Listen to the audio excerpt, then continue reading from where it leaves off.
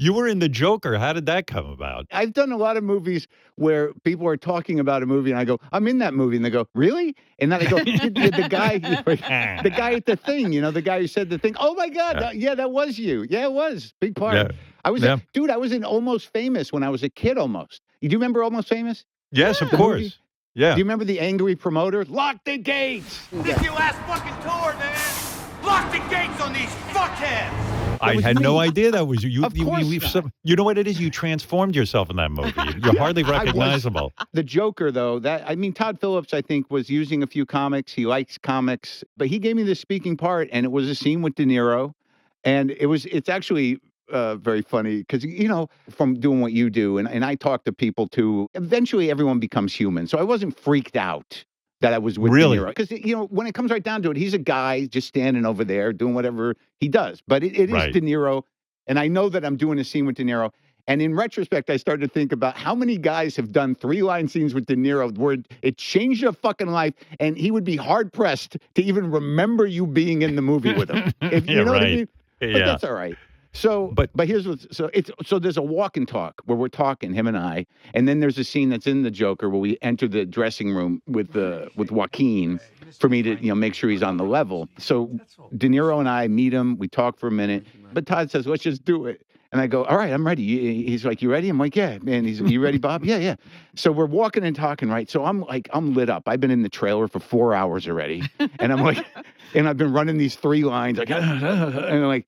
And I get out there and it's like action, and I just start doing the lines, and we do it, and then it's cut, and then I go sit in my chair, and I watch De Niro sit in his chair, and then I see him wave Todd over, the director, and Todd walks over to De Niro, and he's nodding, and then Todd walks over to me, and he goes, "You're coming in a little hot."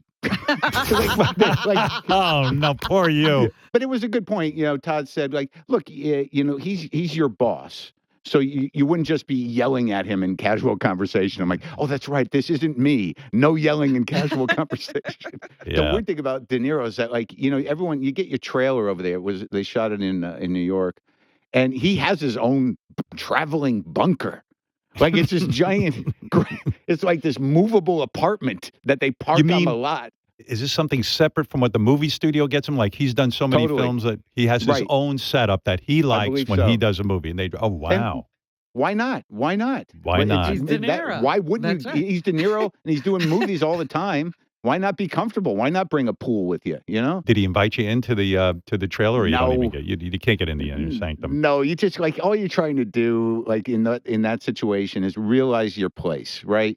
You don't want to be the annoying guy, and also you don't want to wander around hoping you'll get eye contact with him and maybe stalking him.